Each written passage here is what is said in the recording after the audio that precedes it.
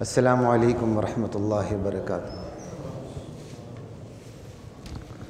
بسم اللہ والحمد للہ والصلاة والسلام علی رسول اللہ، اما بعد فاعوذ باللہ من الشیطان الرجیم، بسم اللہ الرحمن الرحیم۔ یا ایہا الذین آمنوا اجتنبوا کثیرا من الظن ان بعض الظن اثم۔ اے وہ لوگو جو ایمان لا چکے ہو، تمہارے ایمان کا تقاضا یہ ہے کہ خود کو بہت زیادہ گمان کرنے سے بچایا کرو، بہت سے گمانوں سے بچا کرو، بہت گمان کرنے سے بچا کرو، کیونکہ کچھ گمان تو گناہ ہوا کرتے۔ ان بعض الظن اثم، اس پہ بات ہو چکی کافی زیادہ، تشنگی کئی پہلوؤں سے ہو بھی سکتی، لیکن موقع نہیں، اب میں نے آگے گزرنا ہے۔ وَلَا تَجَسَّسُوا، بھید نہ ٹٹولو،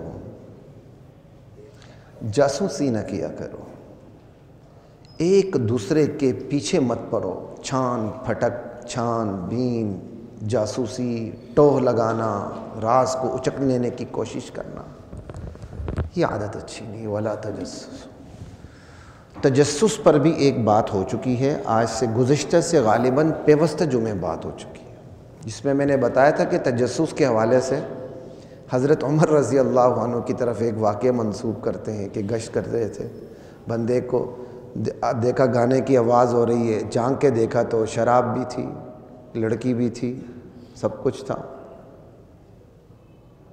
تو اس نے کہا عمر ٹھہریے، میں تو ایک گناہ کر رہا ہوں، آپ 3 کر رہے ہیں، بغیر اجازت، اوپر سے دروازے پہ سے دیوار پر سے جھانکنا،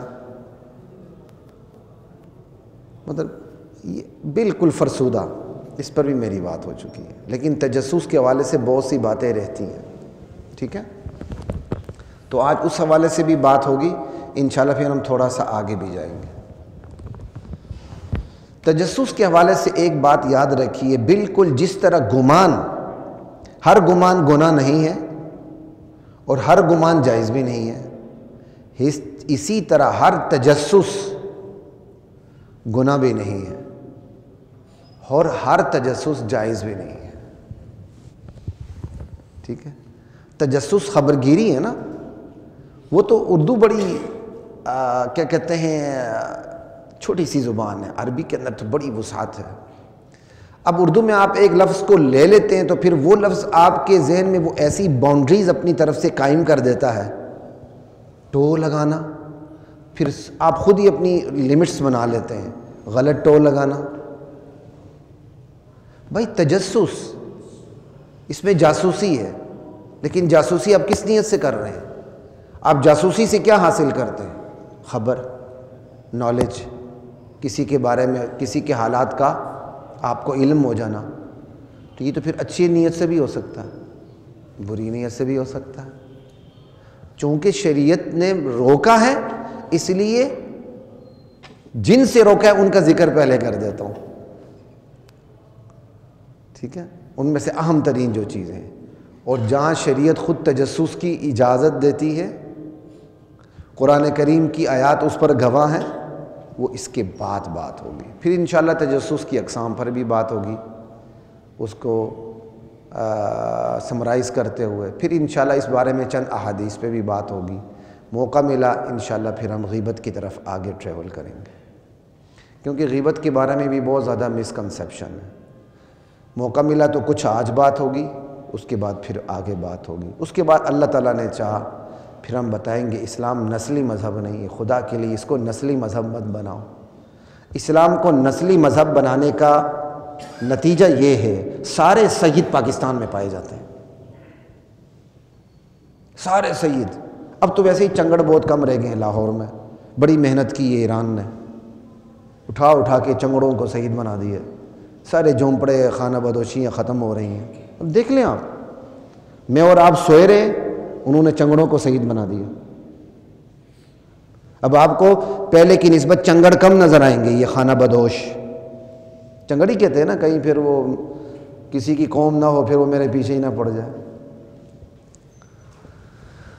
تو ایران نے بڑی محنت کی ہے، اٹھا کے ان کو جناب علی سید بنا دیا۔ ہم سوئے رہے۔ ہماری ایک دو تنظیمیں بھی کام کر رہی تھیں کسی دور میں، میں نے ان کا نام سنا تھا 1-2 سال پہلے، آج کل میں ان کا نام نہیں سن رہا ہوں، کہ باقاعدہ وہاں جا کے کلاسیں قائم کرنا، ان کو دین کے بارے میں آداب، طہارت اور نظریات ٹھیک کرنے کی کوشش کرنا، یہ کام شروع ہو چکا تھا۔ ان بیچاروں پر کسی کی نظر نہیں ہوتی، خیر، لیکن جو ظالم ہیں ان کی نظر چلی گئی۔ لیکن الحمدللہ اب ان کو شام میں زوال آ چکا ہے، لائن کٹ چکی ہے، تو دعا کریں کہ دجالی قوتیں واپس اپنی باؤنڈری میں آ جائیں۔ اپنی باؤنڈری سے باہر ایران کیا کرنے جا رہا تھا؟ پوری امت مسلمہ کے اندر دیکھ لیں، فساد اسی ایران نے مچایا ہوا ہے۔ اپنی باؤنڈری میں واپس چلا جائے، امت مسلمہ میں فساد ختم ہے۔ خیر، یہ الگ موضوع ہے، میں اپنے موضوع پہ ہی رہتا ہوں۔ تجسس اسلام نے روکا ہے، اجازت بھی ہے۔ اب جو روکا ہے اس حوالے سے تھوڑی سی بات ہوگی اسی تناظر میں، پھر تجسس کی اجازت کہاں ہے اس پہ بات کر لیتا ہوں۔ لا الہ الا اللہ۔ تجسس تو نہ لگاؤ۔ اب میں یہاں ترجمہ خبر گیری نہیں کروں گا، جہاں جائز ہوگا وہاں یہی کروں گا، کیوں تجسس میں بڑی وسعت ہے۔ اب یہ بندہ ٹوہ لگاتا ہے، اس کی وجوہات کیا ہوتی ہیں؟ عادت ہوتی ہے لوگوں کو، نیچر ہوتی ہے، کان لگا کے بات سننا کیا بات ہو رہی، چاہے فائدہ ہو یا نہ ہو، ٹھیک ہے۔ ایک بہت بڑی وجہ تجسس کی بدگمانی ہے، جس سے بالکل متصل پہلے روکا گیا ہے کہ بدگمانی میں مبتلا نہ ہوا کرو جب تک کہ دلیل نہ ملے۔ اس پہ ساری ڈیٹیل سے ان ڈیٹیل بات ہو چکی ہے۔ لا الہ الا اللہ۔ تو بدگمانی کے بالکل حکم کے متصل بات کہا تجسس میں مبتلا نہیں ہونا، جاسوسی نہیں کرنی۔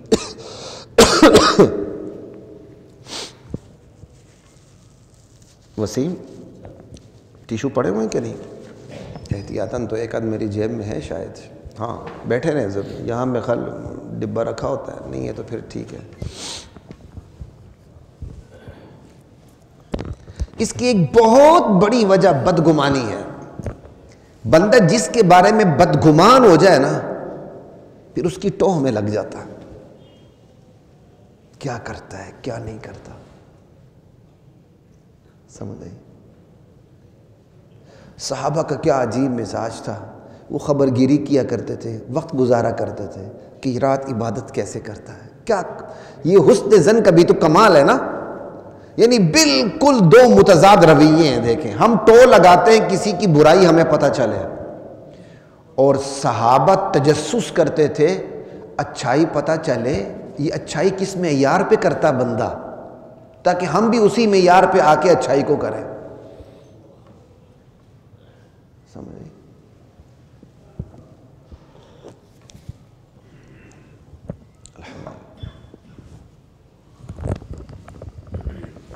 لا الہ الا اللہ۔ تو ٹوہ لگانے کی ایک بہت بڑی وجہ بدگمانی ہے۔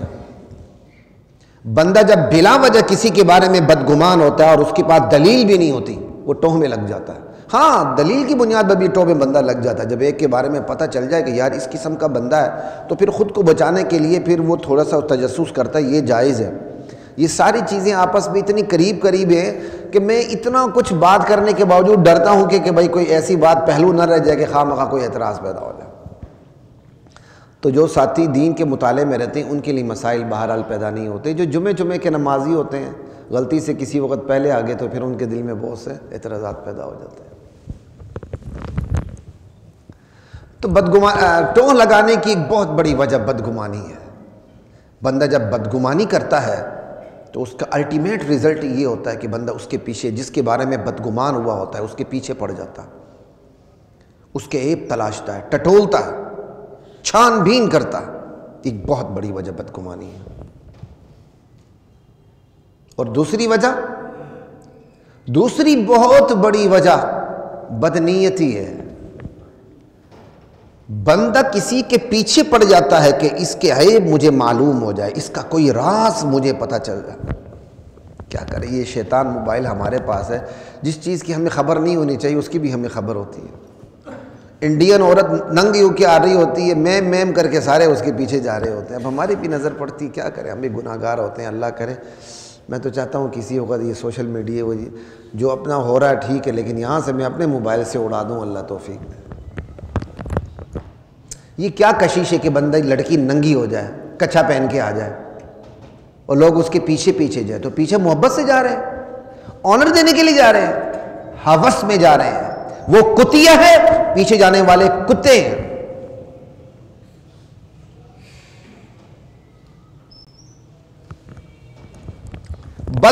بدنیتی، کسی کے پیچھے پڑ جانا کہ اس کا عیب مجھے پتہ چل جائے، اس کی بہت بڑی وجہ ہے، جزاک اللہ، اس کی بہت بڑی وجہ بدنیتی ہوتی ہے۔ پھر بدنیتی کو بھی تھوڑا سا ہم کھول لیں، حسد۔ یہ حسد میرے اور آپ کے اندر سے ہی تو اٹھتا ہے، یہ کوئی غیر اختیاری تو نہیں ہے۔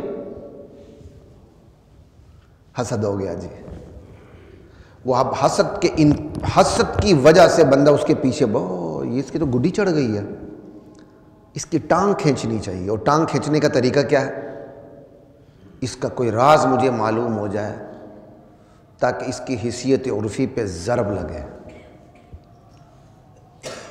تب یہ اس کے ہوش ٹھکانے آئیں گے، نیچے اترے گا۔ یہ تو ہم میں سے ہی اوپر چلا گیا، اس کی تو گڈی چڑھ رہی ہے۔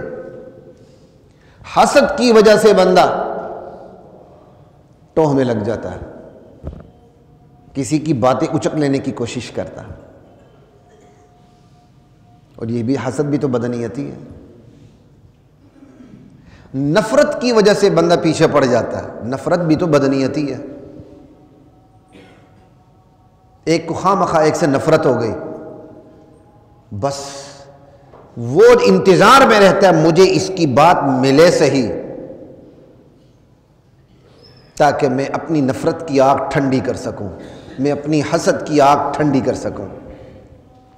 یہ ساری چیزیں ڈسکس اس لیے نہیں ہو رہی کہ کہانی آپ کو سنا رہا ہوں، یہ ڈسکشن اس لیے ہوتی کہ میں بھی بچوں اور آپ بھی بچیں۔ ایک چیز جب پن پوائنٹ ہو جائے، پوائنٹ آؤٹ ہو جائے، اس کو فوکس کر لیا جائے تو اس سے کرنا بھی آسان ہوتا ہے، اس سے بچنا بھی آسان ہوتا ہے۔ بچنے کی بات ہو رہی ہے تو بچنا آسان ہوتا ہے، کرنے کی بات ہو رہی ہے تو کرنا آسان ہو جاتا ہے۔ لا الہ الا اللہ۔ تو نفرت، اور تیسری وجہ انتقام، یہ بھی بدنیتی ہے۔ اس نے میرا لباس اتار دیا تھا، اب میرا موقع ہے کہ میں اس کا لباس اتار دوں۔ بھائی اگر اس نے گناہ کیا تھا تو اس کا رزلٹ یہ تو نہیں کہ آپ اس کے گناہ کو سامنے لے آئیں، یہ تو جائز نہیں ہے۔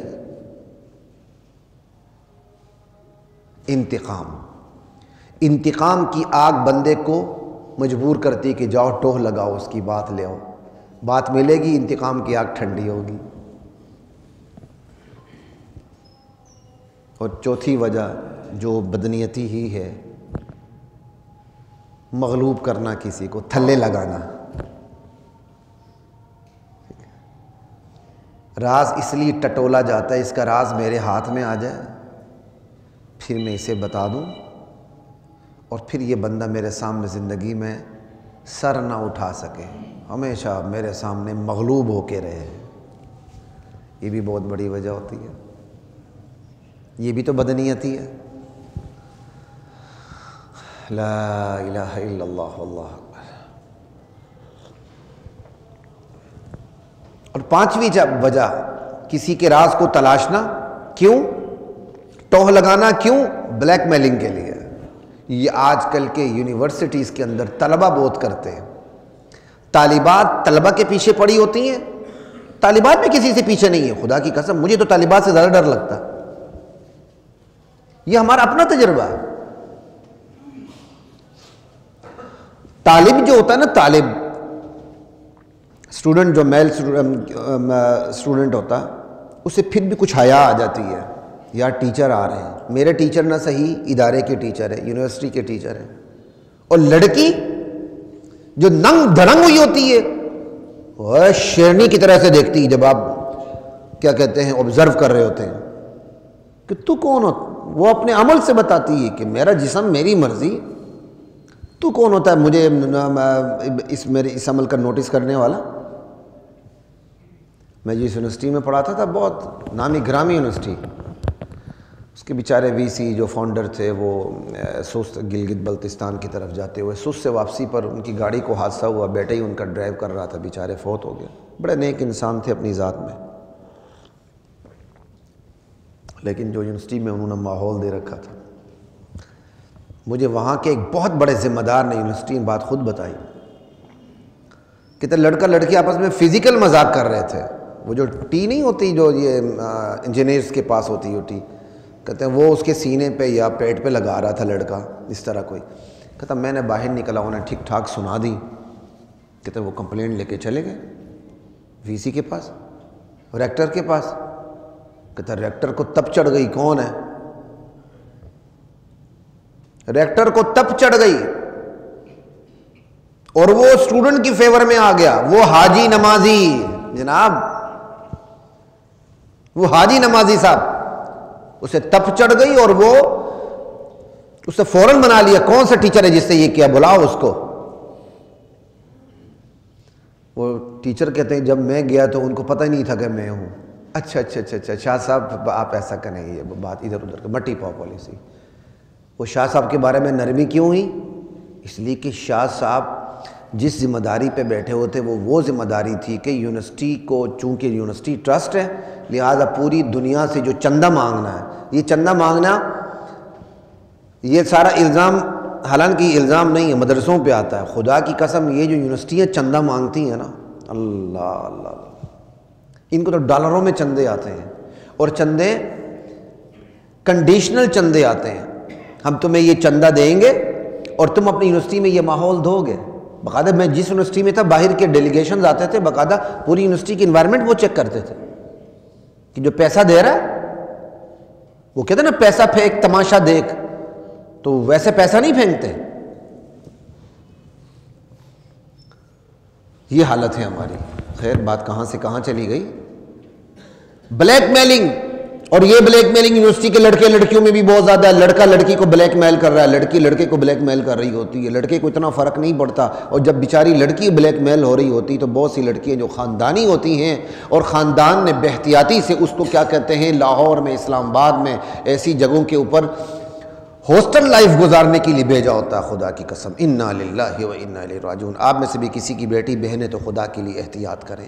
ہم نے دیکھا ہوا یار، 1 سال نہیں، 2 سال نہیں، آپ صرف پڑھے ہوں گے، ہم نے پڑھا بھی ہے، 6-6 7-7 سال یونیورسٹیوں میں پڑھایا بھی ہے، بہت اندر سے ماحول دیکھا ہوا ہے، بہت اندر سے۔ ممبر اجازت نہیں دیتا کہ میں آپ کو واقعات سناؤں۔ پھر وہ لڑکیاں خودکشی کر لیتی ہیں، ان کے پاس کوئی اور چارہ نہیں ہوتا، پتہ ہے خاندان میں جائیں گے وہ مار دیں گے، اور خاندان نے پہلی بے آبرو خود ہی کیا ہوتا ہے۔ نہیں جی ہمیں تو اپنے اولاد پر بڑا بلائنڈ ٹرسٹ ہے۔ اس بلائنڈ ٹرسٹ کا نتیجہ یہی ہوتا ہے، شہر کی نگاہ رکھو اور آپ کے بلائنڈ ٹرسٹ، یہ کیا مطلب ہو گیا؟ اولاد کی ٹوہ لگاتے رہیں طریقے کے ساتھ، اس کے اندر اعتدال ہونا چاہیے۔ وہ ٹوہ کس کے لیے؟ وہ کسی غلط سوسائٹی میں ان کی سمت سیدھی رہے، وہ آگے جا کے بات ہوگی۔ میں پہلی بات کو کھول رہا ہوں، ابھی ناجائز تجسس پہ بات ہو رہی ہے۔ لڑکا لڑکی کو بلیک میل کر رہا ہوتا ہے، لڑکی لڑکے کو بلیک میل کر رہی ہوتی ہے، ٹھیک ہے، ریٹنگ کے لیے، ڈیٹنگ کے لیے، پیسوں کے لیے، سارا کچھ۔ تجسس کی یہ ساری صورتیں ناجائز ہیں، اور آج کا میڈیا سب سے زیادہ اسی تجسس میں مبتلا ہے۔ میڈیا جو ٹوہ لگاتا ہے کسی خبر کو لینے کے لیے، اس کے پیچھے بدگمانی بھی ہوتی ہے، اس کے پیچھے بے اعتمادی بھی ہوتی ہے، اس کے پیچھے بد اعتمادی بھی ہوتی ہے، اس کے پیچھے بدنیتی بھی ہوتی ہے، اس کے پیچھے بد عادتی بھی ہوتی ہے۔ کیا کچھ نہیں ہوتا۔ میڈیا تو شیطانوں کا مجموعہ ہے، شیطانوں کا۔ یہ کوئی خبر اگر ٹوہ لگا کے دیتے ہیں تو اس کا حجم صرف 1% میں بھی 100واں حصہ ہوگا کہ وہ خبر کو خبر سمجھ کے لگائیں اور اس سے معاشرے پہ کوئی غلط فرق نہ پڑے، اس کا حجم 1% ہوگا بس۔ وگرنہ جو میڈیا ٹوہ لگاتا ہے نا، اس ٹوہ لگانے کے پیچھے اس کی بدنیتیاں ہیں، بدگمانیاں ہیں، بلیک میلنگ ہے، سارا کچھ. اور آج کا میڈیا اسی ٹوہ لگانے پہ زندہ ہے. آپ کے جو ٹک ٹاکرز ہیں، سوشل میڈیا میں آتے ہیں، یہ ٹوہ لگانے پہ زندہ ہے. شریعت نے جن کاموں سے روکا ہے ان سے یہ زندہ ہے. اور یہ جو ٹوہ لگانا ہے کبھی بدگمانی نہیں ہوتی ہے، سمجھ آئی؟ بدنیتی بھی نہیں ہوتی کسی کے ساتھ، یعنی کسی کو نقصان دینے کا ارادہ بھی نہیں ہوتا. بندے کی نیچر ہوتی ہے. وہ کسی کی ٹوہ لگاتا ہے میرے پاس بس معلومات کا خزانہ جمع ہو جائے. اس کو ایسے ہی پڑی ہوتی ہے کہ میرا سسپینس دور ہو، یہ کرتا کیا ہے، کہتا کیا ہے، پڑھتا کیا ہے، آگے پیچھے اس کی کیا حرکات ہیں، وہ اس کی شد مت زیر زبر پیش سب کو نوٹ کر رہا ہوتا ہے. خواہ مخواہ اس کی ایک بری نیچر ہوتی ہے. وہ اپنے سسپینس کو ختم کر رہا ہوتا ہے اور رازوں کو جمع کرنے کے بعد کبھی کبھار کسی کے سسپینس کو ختم کرنے کی کوشش بھی کرتا ہے. تمہیں پتہ ہے مجھے اس کے متعلق بہت کچھ پتا ہے. اب وہاں یہ نہیں ہوتا کہ میں اس کو نقصان پہنچاؤں، دراصل وہ اپنی ذات کو آگے کر رہا ہوتا ہے. میں بڑا باخبر انسان ہوں، مجھے اگلے کی بستروں کی خبروں کا بھی پڑا ہوتا ہے، کس کے سرانے کے نیچے ہوٹل میں ویاگرا پڑی ہوتی ہے، اور کون کون سے محفوظ آلات، کون کس وقت کس ٹائم میں کس شب میں کس ہوٹل میں کس کمرے میں کہاں استعمال کرتا ہے. انا للہ و انا الیہ راجعون. یہ ہے میڈیا اور اس کی اوقات، یہ ہے ہمارا معاشرہ اور اس کی اوقات. لا الہ الا اللہ واللہ اکبر. اعوذ باللہ من الشیطان الرجیم. یہ جو نیچر بنا نیچر ہے نا، بس کسی کی بات مجھے ملے سے ہی بس اپنے مزاج کو ٹھنڈا کرنا. اور بعض لوگوں کی عادت ہوتی ہے اگلے کو ٹٹولتے رہتے ہیں، اپنی کوئی بات نہیں بتاتے. وہ اگلے کو ٹٹولتے رہتے ہیں، اپنی کوئی بات نہیں بتاتے. وہی بات ہوئی نا، دو آدمی کھانا کھا رہے تھے، ایک نے کہا یار تیرا ابا کیسے مرا؟ اس نے کہا ہسپتال گیا، یہ ہوا وہ ہوا، بیمار ہوا، یہ ہوا وہ ہوا، مر گیا. اس وقت تک نیچے تھالی خالی ہو چکی تھی. اس نے کہا چلو اگلے سیشن میں مجھے موقع مل جائے گا. اگلے سیشن میں کہا تیرا ابا کیسے مر گیا تھا؟ کہتا بس اسرائیل علیہ السلام کا نمائندہ آ گیا، مر گیا نا، بس کوچا کھانا کھاؤ بس. لا الہ الا اللہ. میں کسی ویسے ہی کھوچا کھانا کھاؤ میں نے کہہ دیا، مجھے نہیں کہنا چاہیے، یہ میں نے غلطی کی ہے. قوموں کے اوپر جو لطیفے بنے ہوتے ہیں یہ بالکل غلط بنے ہوتے ہیں، ایسا نہیں کرنا چاہیے. ہم اس سے لطف اٹھاتے ہیں جبکہ نفرتیں اس سے ابھرتی ہیں. اللہ ہماری حفاظت فرمائے. ایڈمن اگر اس کو سنیں میرا بیان کو تو اس کو تھوڑا سا اس جملے کو ڈیلیٹ کر کے پھر آگے کریں.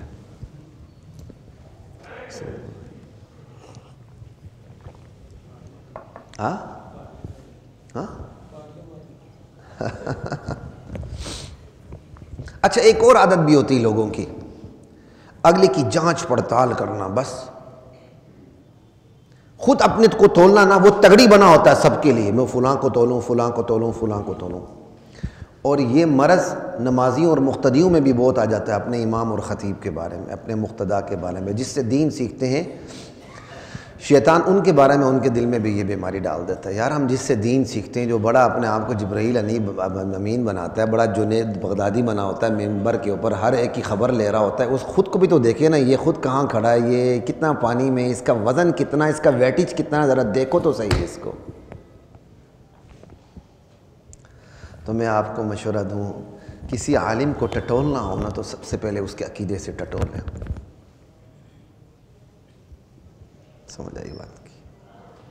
اس کے اعمال سے ٹٹولیں، دن رات اس کے اعمال کو دیکھیں، اس کے ساتھ نشست و برخاست کریں، دیکھیں. لیکن غلط طریقے سے ٹٹولنا، یار یہ ظلم ہے. اور جس کو ٹٹول رہے ہیں اس کو پتہ چلے گا تو اس کے دل کے اندر جو ایک دراڑ آئے گی نا، وہ نہیں جائے گی، چاہے اس کی جتنے بھی قریب ہے. میں اس لیے بتا رہا ہوں، اس کا مجھے ذاتی ایکسپیرینس ہے. چاہے اگلے کی نیت ایسی نہ ہو لیکن دراڑ پڑ جاتی ہے. آپ نے مجھے بھی ٹٹولنا ہو، میرے عقیدے سے ٹٹولیں. میرے شب و روز کے اعمال سے ٹٹولے ہیں، میری مصروفیت کے اوقات ہیں اور میرے فارغ ہونے کے اوقات ہیں. اگر آپ کا مجھ سے کوئی تعلق ہے تو اس میں آتے جاتے رکھ کر مجھے ٹٹولیں. میں اسی معاشرے میں رہتا ہوں، میں آتا جاتا ہوں، میرے ساتھ رہیں، دیکھیں. جب اعتماد پیدا ہو پھر بات سنیں، ورنہ کسی اور مسجد میں جا کے بیان سنیں. ہزاروں مسجدیں ہیں بھائی، میں نے آج تک کسی کو مجبور نہیں کیا کہ آ جاؤ میرے پیچھے جمعہ پڑھو. میرے قریب ترین ساتھی بھی نہیں ہوتے. کئی دفعہ میرے اخلاق کا تقاضا ہوتا ہے میں فون کر کے پوچھوں یار آپ خیریت ہے کیوں نہیں آئے. یقین کریں دوسری طرف ایک اور تقاضا بھی ہوتا ہے جس کی وجہ سے میں فون کر کے انہیں پوچھ بھی نہیں سکتا. کہیں میں ان کو اپنے جمعے کے لیے تو نہیں بلا رہا. ہاں جی شہزاد صاحب کیوں نہیں آئے؟ خیر ہے جمعے میں نہیں آیا 2 دفعہ. لیکن جب مجھے یہ محسوس کسی اور طریقے سے کچھ اور اینگل میرے سامنے آ رہا ہوتا ہے تو پھر میں رک رہا ہوتا ہوں. نہیں یار تقاضے کچھ اور بھی ہوتے ہیں کیونکہ زمانہ بہت فاسٹ ہو چکا ہے تو پھر ہمیں بھی تھوڑا بہت بعض پہلوؤں سے خیال کرنا پڑتا ہے. آپ نے جس سے دین سیکھنا ہے اس سے نہ ٹٹولیں. سیکھنے سے پہلے ٹٹول لیں. عقیدہ ٹھیک ہے، عمل ٹھیک ہے، اس کے قول و فعل میں تضاد تو نہیں ہے، منافقت تو نہیں ہے، بددیانتی تو نہیں ہے اس کے اندر. سیکھتے ہوئے ٹٹولنا، اعتماد کرتے ہوئے بے اعتمادی پیدا کرنا، یار یہ تو شیطانیت ہے بھائی، یہ تو حماقت اور بیوقوفی ہے. میرے ساتھی ہیں اگر وہ سنیں تو ناراض نہ ہوں. میں ایک دفعہ بیٹھے ہوئے تھے، کوئی پتہ نہیں میں نے کوئی پیسوں کا کوئی حساب کتاب تھا، ہم بیٹھے ہوئے تھے، وہ 5-5 کے 5-5 ہزار کے نوٹ تھے، اس طرح اسی کمرے میں بیٹھے ہوئے تھے جمعے کے بعد. تو اچانک انہوں نے ایسے حساب کرتے ہوئے ایک نوٹ ایسا باہر کر دیا، یہ جعلی ہے. میں کہا یار اچھا جعلی ہے؟ میں کہا ابھی تو میں نے ATM سے نکالے ہیں پیسے. اس طرح کی کوئی بات تھی کہ ATM سے میں نے نکالے شاید. تو میں نے کہا یہ تو بڑی عجیب بات ہے. اچھا ہو گیا، اب کمی بیشی معاف جو میں آپ کو بات کر رہا ہوں. میں کہا یہ دے دیں مجھے. میں نے فوراً وہ جعلی نوٹ سائڈ پہ کر لیا. میں کہا نکالیں بھائی باہر اس کو. اب یہ بینک والا یا جس سے بھی میں نے لیا وہ تو نہیں لے گا نا کہ بھائی میں نے آپ کو جعلی دیا. میں کہا ٹھیک ہے 5,000 کا. میں نے دل میں کہا میرا نقصان ہے، کم سے کم فاؤنڈیشن کا یا کسی بھی کا نقصان نہ ہو. میں نے سائڈ پہ کر لی. اس نے برجستہ مجھے کہا، اور میں باڈی لینگویج کو، چہرے کو میں نوٹ ہی نہیں کر سکا کیونکہ میں اپنے اس 5,000 کے نقصان میں شاید میں سوچ رہا تھا. کہا نہیں مجھے دے میں چلا لوں گا. یہ اس کے آگے سے الفاظ ہیں، نہیں مجھے دے دے میں چلا لوں گا. میں کہا کیوں چلائیں گے بھائی آپ؟ یہ تو ناجائز ہے چلانا. اگر ایک زک مجھے لگی 5,000 کی تو میں کسی اور کو ڈھس کیوں ماروں بھائی؟ یہ ناجائز ہے چلانا. میں پھاڑنے لگا اس نوٹ کو. میں کہا نا میں کہا یہ تو ناجائز ہے، ہو گیا. اس نے فوراً پکڑ لیا، کہتا جی نہیں میں مذاق کر رہا تھا، وہ آپ کا نوٹ یہ ہے. وہ مذاق کیا کر رہا تھا؟ میں نے کہا یار آپ نے تو مجھے تول لیا، اور سیدھا سادہ مجھے تول لیا کہ نہیں مجھے دے دے میں چلا لوں گا. خلیق الرحمان مان جاتا چلو یار بڑا میرے ساتھ تعاون کر رہا ہے. 5,000 کی مجھے ڈز لگی تھی. یہ بندہ ہال روڈ کا تاجر ہے بہت بڑا، سمجھ آئی، کسی نہ کسی گاہک کے ہاتھ میں دے ہی دے گا. ٹھیک ہے، وہ بڑا تعاون کر رہا ہے میرے ساتھ 5,000 کا. یعنی اس نے مجھے اسی واقعے میں 2 یا 3 دفعہ اس نے میری آزمائش کی، اور فائنل آزمائش یہ تھی کہ نہیں مجھے دے دے میں چلا لوں گا، اور زور لگایا اس نے. اب میں کہا نہیں بھائی یہ حرام ہے چلانا، اصلاح نقصان ہوا ہے تو بس ٹھیک ہے پھاڑ دو اس کو. لیکن اس نے میری آزمائش کی. اللہ نے مجھے آزمائش پہ پورا اتارا، لیکن یہ داغ آج تک میرے دل سے صاف نہیں ہوا اس کے بارے میں. وہ سن رہا بھی ہو تو دونوں نہیں 4 کان لگا کے سنے، اس کے بارے میں یہ داغ میرے دل سے صاف نہیں ہوا. آپ ہمارے بارے میں بے اعتماد ہیں، جمعہ کہیں اور پڑھیں جا کے، دین کسی اور سے سیکھیں، لیکن خدا کے لیے سیکھیں ضرور. سیکھنے سے پہلے ٹٹولیں ضرور کہ اس کی نظر آپ کے دل پر ہے یا آپ کی جیب پر ہے.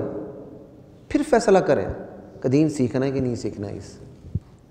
مجھ سے دین بھی سیکھیں مجھے ٹٹولے، شرم کرو بھائی.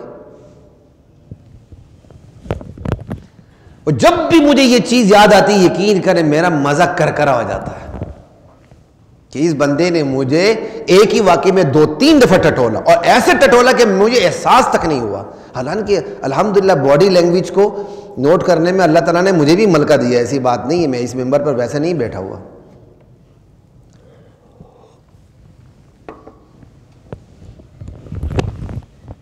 میں تو آپ لوگوں کے چہرے کو دیکھ کر اپنے بیان کے اندر کمی بیشی اضافہ کرتا ہوں، اللہ کا شکر ہے۔ آپ کے چہرے پر سوال ابھر رہا ہوتا ہے، میں یہاں سے جواب دے رہا ہوتا ہوں، اللہ پاک کی قسم، الحمدللہ۔ یہ نہیں کہ میں کوئی غیب جانتا ہوں، یہ اللہ تعالیٰ فراست عطا کر دیتے ہیں بندے کو، یہ اللہ کی دین ہوتی ہے۔ لا الہ الا اللہ واللہ اکبر۔ تو یہ عادت بھی نہیں ہونی چاہیے کہ اس طرح بندے کو، کسی کو آپ اپنے دوست کو، اپنے مقتدا کو، اپنے بھائی کو یار آزمائش میں ڈال دو۔ اگر اس آزمائش میں ناکام ہو جاتا تو ہمیشہ کے لیے اس کی نظر سے گر جاتا، اور میں خود بھی ہمیشہ شرمندہ ہوتا۔ ماشاءاللہ ہائی کورٹ کے ممبر پہ میں بڑا دین بیان کرتا ہوں اور 5000 میں میرا ایمان لٹ گیا، بک گیا۔ اب چاہے میں جتنا مرضی توبہ تائب ہو جاؤں اور اللہ تعالیٰ میری سچی توبہ کی وجہ سے اپنے رجسٹر سے میرا گناہ اڑا کے رکھ دیں، لیکن جس بندے نے میری آزمائش کی وہ مرنے دم تک اس واقعے کو بھولے گا، وہ معاف نہیں کرے گا۔ یار احتیاط کیا کرو، یہ کوئی آسان کام نہیں ہے۔ سورہ حجرات کے اندر جتنی ڈیپلی چلے جائیں نا، پورا معاشرہ سورہ حجرات کے اوپر کھڑا ہو جائے، ایمان سے صحابہ کا معاشرہ بن جاتا ہے۔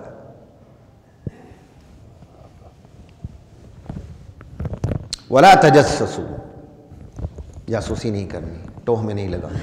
اب جو ساتھی لیٹ آئیں، اب میں آپ کو وہ صورتیں بتا دیتا ہوں جہاں تجسس جائز ہے، بلکہ واجب اور فرض تک چلا جاتا ہے، مستحسن تک تجسس چلا جاتا ہے، جواز سے ٹریول کرتا ہے، فرض تک تجسس چلا جاتا ہے۔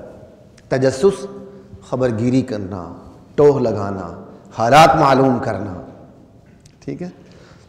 اب میں اس کا اردو کا ترجمہ تبدیل کر رہا ہوں، عربی کا نہیں، اب اردو میں سمجھانے کے لیے۔ خبرگیری کہتے ہیں نا جی، حضرت عمر خبرگیری کیا کرتے تھے، رات کو گشت کیا کرتے تھے۔ اب سمجھ آ رہی ہے آپ کو بات کی؟ اردو تو بڑی محدود زبان ہے۔ لا الہ الا اللہ واللہ اکبر، نیک نیتی کے ساتھ اچھے جذبے سے ٹوہ لگانا، خبرگیری کرنا، حالات معلوم کرنا، تاکہ جس کے حالات معلوم ہو جائیں آپ اس کی مالی مدد کر سکیں، جانی مدد کر سکیں، روحانی مدد کر سکیں، کسی طرح بھی اس کا ساتھ دے سکیں۔ یہ جائز ہے، بعض صورتوں میں واجب ہے، یہاں تک کہ بات فرض تک چلی جاتی ہے۔ باپ فوت ہو جاتا ہے، وہی بہن بھائی جو ایک دوسرے سے جدا نہیں ہوتے، اکٹھے کھیلتے ہیں اور ایک ہی کمرے میں ایک ساتھ سو رہے ہوتے ہیں، پھر وہ وقت ہو جاتا ہے، ہر ایک کا اپنا گھر ہو جاتا ہے، اپنی اولاد ہو جاتی ہے، پھر وہ وقت بھی آتا ہے کہ بہن بھائی ایک دوسرے سے بیگانہ ہو جاتے ہیں، پھر وہ وقت بھی آتا ہے کہ جنازے سے پہلے ملاقات نہیں ہوتی۔ سمجھ آئی بات کی؟ وہ وقت بھی آتا ہے کہ جب بندے کے اوپر حالات آ رہے ہوتے ہیں تو نہ بھائی پوچھ رہا ہوتا ہے اور نہ بہن پوچھ رہی ہوتی ہے، نہ دوست پوچھ رہا ہوتا۔ یہ صرف ماں باپ ایسی دولت ہے، گالی دو جواب میں دعا دیتے ہیں، بددعا دو جواب میں دعا دیتے ہیں۔ تو یہ جو ہمارا معاشرہ گزر چکا ہے نا، تابناک ماضی ہمارا، اس کو واپس لائیں۔ سمجھ آئی بات؟ اتنے ٹھنڈے نہ ہو جائیں کہ آپ کو اپنی بہن کا پتہ نہ چلے، اتنے ٹھنڈے نہ ہو جائیں کہ آپ کو اپنے بھائی کا پتہ نہ چلے کہ وہ کس اذیت اور تکلیف میں ہے، اتنے ٹھنڈے نہ ہو جائے کہ آپ کو آپ کے دوست کا پتہ نہ چلے، آپ کو آپ کے پڑوسی کا پتہ نہ چلے کہ وہ کس حالت میں ہے۔ پھر آج کے حالات جو معاشی حالات ہیں، یہ جو لوگ جانوں کو داؤں پہ لگا کے باہر جاتے ہیں، یہ کوئی خوشی سے جاتے ہیں، بہت بڑی تعداد لالچ میں بھی جاتی ہے، بہت کچھ ہے، وہ کہتے ہیں چلو باہر سے کما لیتے ہیں، لیکن بہت بڑی تعداد یہاں کما نہیں سکتی۔ ایسے بھی ہیں، مجبور ہوتے ہیں، لالے پڑ جاتے ہیں، کسی نہ کسی طرح بیچارے باہر پہنچنے کی کوشش کرتے ہیں، اور راستے میں پھر کسی صحرا میں ان کی لاش ملتی ہے یا ان کو سمندر کے جانور کھا جاتے ہیں، اور کسی کو پیچھے پتہ نہیں ہوتا۔ بہن بیمار ہو بھائی کو پتہ نہیں ہوتا، بھائی اذیت میں ہو بہنوں کو پتہ نہیں ہوتا۔ احساس ہمدردی ختم ہے بھائی، احساس ہمدردی اس کا نام نہیں ہے آپ ایک مہینے میں موسم کا سب سے سستا فروٹ لے کے پھل لے کے گھر آ جائیں۔ احساس رویے کا نام ہے۔ رویہ موقع محل کا تقاضا کرتا ہے، کس موقع محل میں کس وقت آپ نے کس سے کیا رویہ رکھنا ہے، یہ احساس ہوتا ہے۔ ایک عالم دین ہے، اس نے اپنی کلاس میں پڑھاتے ہوئے یہ کہا کہ اگر اب تم نے اچھی زندگی گزارنی، ماں باپ کو اپنے ساتھ نہ رکھو، ماں باپ سے الگ رہو، کبھی کبھار جایا کرو پھل فروٹ لے کے، وہ تمہیں دعائیں دیں گے، تم ان کو دعائیں دو۔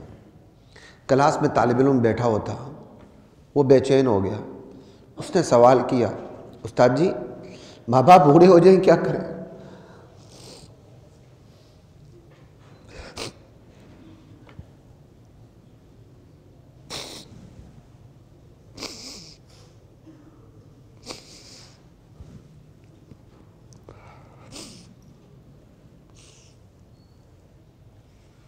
اس عالم نے جواب دیا کہ کوئی خدمت گار رکھ لو۔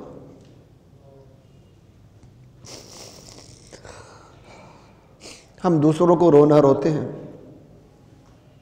کہ دنیا دار اپنے والدین کو اولڈ ہوم پہنچا رہی ہے، اولڈ ایج ہوم پہنچا رہی ہے۔ اس وقت دینداروں کا یہ حشر ہو رہا ہے کہ ماں باپ، استاد جی ماں باپ بوڑھے ہوں تو پھر کیا کریں، کیسے اکیلے رہیں؟ کہا ان کے لیے کوئی نوکرانی رکھ لو۔ اس نے جا کر گھر میں مذاق کرتے ہوئے اپنی ماں کو یہی بات بتائی۔ وہ لڑکا بھی تھا KPK کا، ہمارے معاشرے میں ذرا نسبتاً زیادہ ان چیزوں کا خیال رکھا جاتا ہے۔ وہ لڑکا تھا KPK کا، اس نے جا کر مذاق سے اپنی ماں کو یہ بات بتائی۔ ماں غصے میں آ گئی، اس نے شاید استاد کو کچھ سنا بھی دی کہ تمہارے استاد عجیب استاد ہے، اس نے یہ کہا۔ اس نے کہا نہیں میں آپ سے مذاق کر رہا ہوں۔ پھر اسی لڑکے نے مجھے بھی بات بتائی ہے کہ جی فلاں استاد نے اپنی کلاس میں یہ کہا تھی۔ پھر اسی عالم نے جس نے یہ بات کہی اس کا باپ فوت ہوا، تو جو وہ کلاس میں کہتا تھا اس نے وہ عمل کر کے دکھایا۔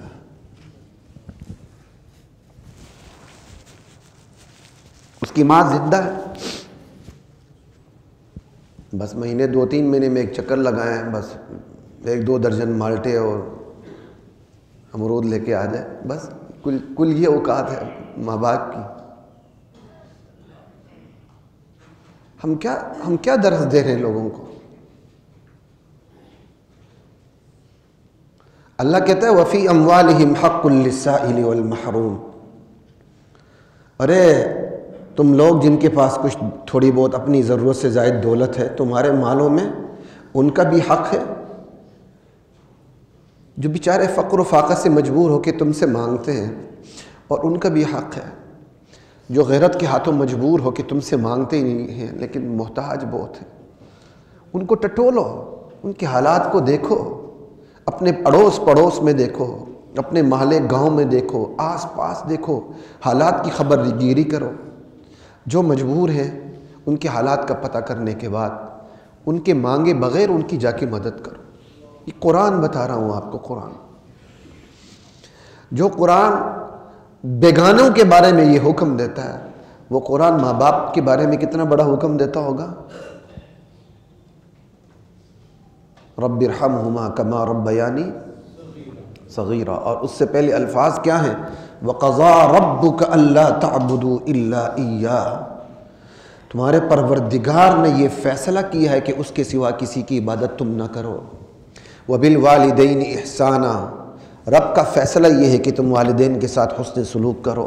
إِمَّا يَبْلُغَنَّ عِنْدَكَ الْكِبَرَ أَحَدُهُمَا، اگر والدین میں سے کوئی ایک یا دونوں بڑھاپے کی دہلیز پہ پہنچ جائیں تمہارے پاس، عندک، یہ نہیں کہ عند اولڈ ایج ہوم، عندک تمہارے پاس، ماں باپ دونوں یا دونوں میں سے ایک بڑھاپے کی دہلیز پہ قدم تمہارے پاس ہے، دقل کی بارہ تمہارے پاس بوڑھے ہو جائیں، فلا تقل لہما اف، اف تک مت کہو، ولا تنہرہما ڈانٹو مت، وہ بچے ہو چکے، ان کی طبیعت میں بچپنا آ چکا ہے، وہ بات بات پر چڑچڑے بھی ہوں گے، غصے بھی ہوں گے، سب کچھ ہوں گے، تمہاری بات بھی درست ہوگی، ان کا رویہ بھی غلط ہوگا، پھر بھی اف نہیں کرنا، جھڑکنا نہیں ہے۔ وقل رب ارحمہما وقل لہما قولا کریما، فلا تقل لہما اف ولا تنہرہما وقل لہما قولا کریما، اچھی بات ان سے کرو نرمی کے ساتھ۔ واخفض لہما جناح الذل من الرحمہ، اپنے بازو ان کے لیے جھکا کے رکھو رحمت کے ساتھ۔ وقل رب ارحمہما کما ربیانی صغیرا، اور ان کے حق میں میرے بارگاہ میں دعا کیا کرو، یا اللہ تو ان پہ ترس کھا، رحم کر، مہربانیوں کی برسات برسا دے، جس طرح انہوں نے بچپن میں میرے اوپر ترس کھا کے مجھے جوان کی۔ وہ قرآن، وہ اللہ جو اپنی عبادت کے ساتھ والدین کے بارے میں حکم دیتا جاتا ہے، یہاں تک کہ والدین مشرک ہوں تو کہا شرک نہیں کرنی، احترام ان کا پھر بھی پورا رکھنا ہے۔ آج ان والدین کے بارے میں ہمارا رویہ یہ ہے۔ میں ایک بازار جاتا رہتا ہوں عموماً،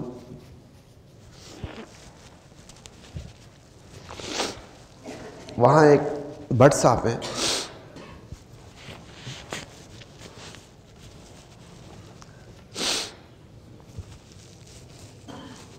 اچھی خاصی جائیداد کے مالک ہیں،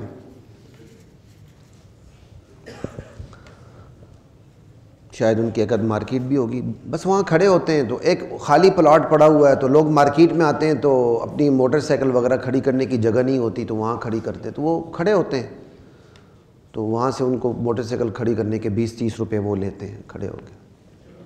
مجھ سے بڑی محبت کرتے ہیں وہ، جب میں اس مارکیٹ میں جاتا ہوں تو وہ انہوں نے ایک آدھ کوئی میرا پروگرام دیکھ لیا، سن لیا، اس کے بعد بہت محبت کرتے ہیں۔ تو میں نے ان کے اوپر تنہائی محسوس کی، انہوں نے مجھے بتایا میری بیوی فوت ہو چکی ہے، تو میں نے بڑی ہلکے پھلکے انداز سے انہیں کہا، میں نے کہا آپ نئی شادی کر لیں، نیا نکاح کر لیں۔ نہ نہ نہ نہ توبہ توبہ، بس ایک ہی کافی، یہ وہ یہ۔ اس سے مجھے اندازہ ہوا کہ بیچارے شاید اس سے بھی بڑے تنگ تھے، جو بھی ہو، خیر ایسی گمان سا میرے دل میں، استغفر اللہ، جس انداز سے انہوں نے بات کی تھی کہنا نہیں چاہیے۔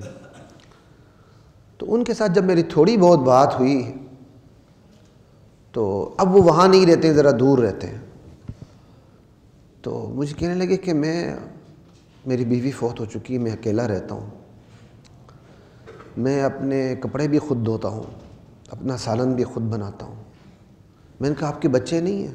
کہتا ہیں بیٹیاں اپنے گھر پہ ہیں، بیٹے بھی ہیں، ایک مزنگ میں رہتا ہے، ایک میرے ساتھ رہتا ہے۔ میں نے کہا آپ کہتے ہیں میں اکیلا ہوں؟ ہاں میں نیچے رہتا ہوں، اوپر رہتے ہیں، یا میں اوپر رہتا ہوں وہ نیچے رہتے ہیں، ایسی انہوں نے بات کی، اور بیچارے پھر رو پڑے۔ کہتا بہو مجھے جھڑکتی ہے، بیٹا گھر پہ ہے، بوڑھا باپ سالن پکا رہا ہے،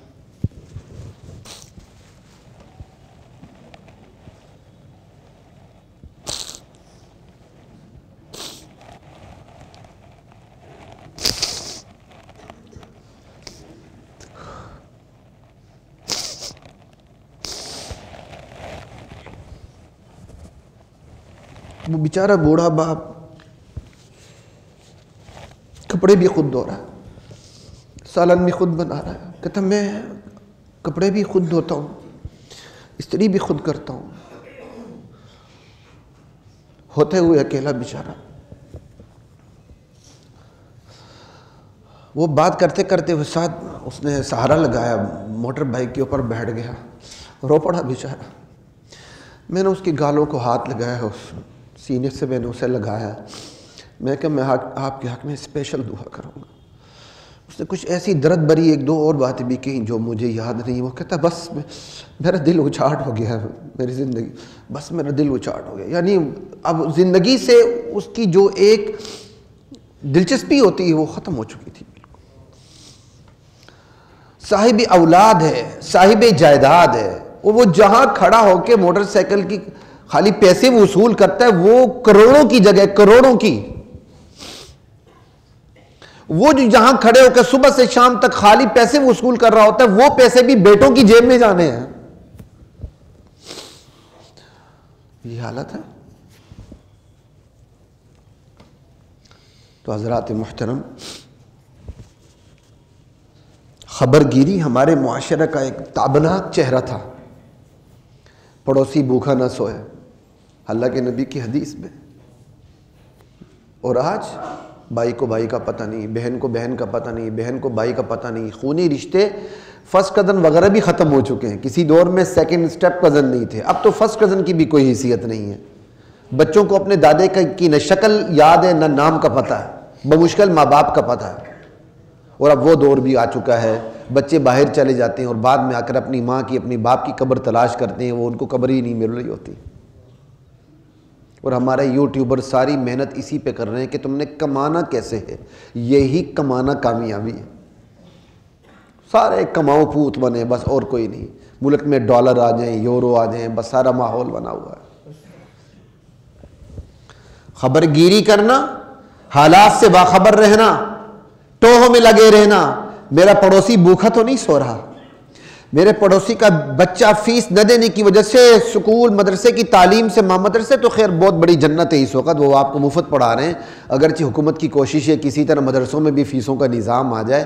ایک دو انہوں نے مبلغوں اور مولویوں کو آگے کیا ہوا ہے، دیکھو جی ان کی ماشاءاللہ مدرسے میں فیس بھی آ جا رہی ہے. اور جب مدرسوں میں فیس آئے گی مدرسے ناکام ہو جائیں گے. اسلام میں تعلیم کا نظام مفت ہے.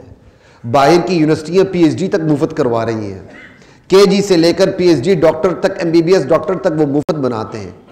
اور یہاں پاکستان کے اندر کیا ہے، تعلیم بک رہی ہے، اور اس کام میں وہ مدرسوں کو بھی لگانا چاہتے ہیں. یہ ایک الگ موضوع ہے. اور اس وقت آپ اپنی پارلیمنٹ کی اور پارٹیوں کی حالات دیکھ رہے ہیں، مدارس بل پاس نہیں ہو رہا. درسگاہیں اٹھا کے عیسائی مشنری اداروں کو دے رہے ہیں اور دینی درسگاہوں پر خود کا قبضہ کرنا چاہتے ہیں. یہ رہتی دنیا تک نہیں ہوگا انشاءاللہ. خدا کی قسم اس خطے کی اینٹ سے اینٹ بچ جائے گی پھر بھی ایسا نہیں ہوگا. کر کے دیکھ لیں. ہم چیلنج دیتے ہیں اسی ممبر سے، کر کے دیکھ لیں. ہم اس ممبر کو چھوڑ کے مورچوں میں چلے جائیں گے. خدا کی قسم میں بڑی بات نہیں کر رہا ہوں. کر کے دیکھیں انشاءاللہ، پھر دیکھیں گے سمجھا کیا ہے. یہ کسی سیاسی پارٹی کے کارکن نہیں تمہاری یہ گولی پہ ادھر ادھر ہو جائے. یہ بھول جاؤ خدا کی قسم، تمہیں تمہاری اوقات یاد آ جائے گی. میں چیلنج دیتا ہوں تم یہ کر کے دیکھو خدا کی قسم.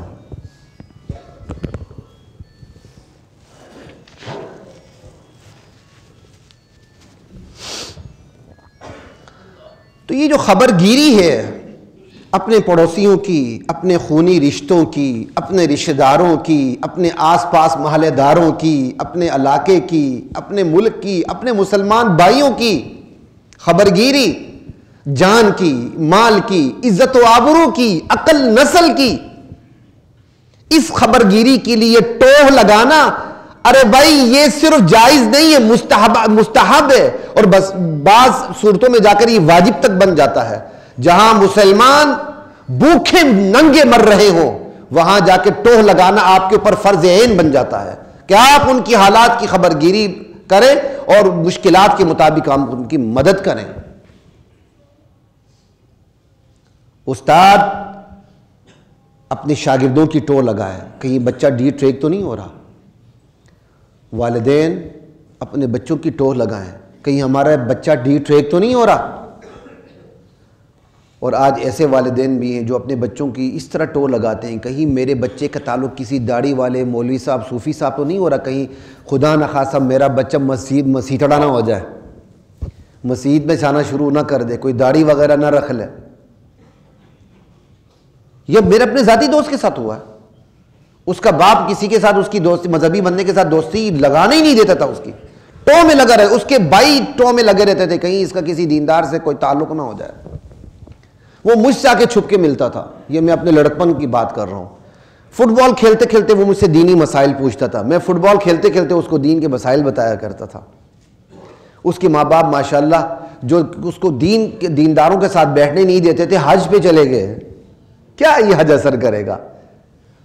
وہ ابھی بھی اس کی داڑھی آ رہی تھی، میری بھی اتنی عمر نہیں تھی، ہمارا لڑکپن تھا، ہم پڑھتے تھے، اس نے داڑھی رکھ لی جی چھوٹی سی، یہاں تھوڑی سی داڑھی آ گئی.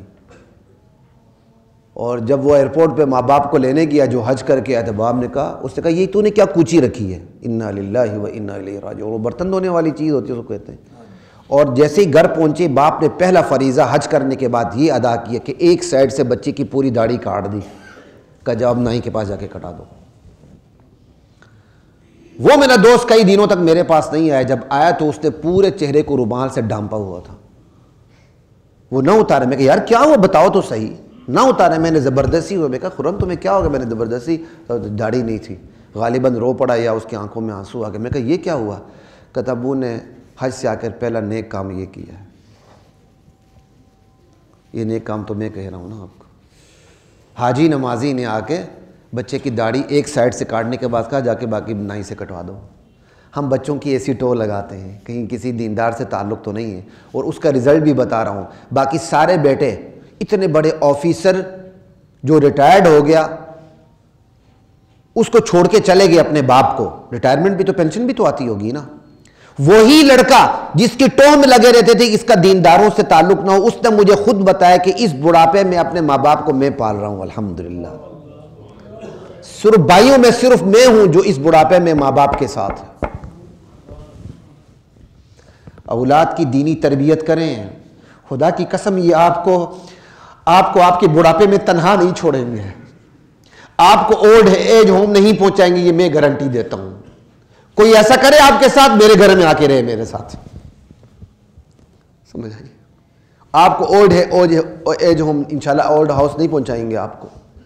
لیکن جب آپ بچوں کو ریئلسٹک بناتے ہوئے، ریشنلسٹ بناتے ہوئے ان کی ایسی تربیت کریں گے کہ وہ دنیا کے کتے بن جائے، تو وہ آپ کی طرح ریئلسٹک ہو کے آپ کو بڑھاپے میں اولڈ ہاؤس جا کے چھوڑ دیں گے. وہ اولڈ ہوم تھوڑی، وہ تو ہاؤس ہے. وہ آپ کو اولڈ ہاؤس چھوڑ دیں گے. ابا جان آپ نے تو ہمیں ڈے کیئر سینٹر میں چھوڑا تھا، بڑے ریئلسٹک تھے. اب ہم بھی بڑے ریئلسٹک ہو چکے ہیں، لہٰذا آپ اولڈ ہاؤس میں رہیں. ہاں کبھی کبھار ہم آپ کو ملنے آیا کریں گے جناب. اس پہ اور بڑی بات ہے. کچھ میرے والد مرحوم کی بھی مثالیں ہیں جو وہ ہماری ٹو کس طرح لگایا کرتے تھے بڑی حد کے اندر. پھر انشاءاللہ مزید بات ہوتی رہے گی. وآخر دعوانا الحمدللہ رب العالمین. وَلَقَدْ أَنزَلْنَا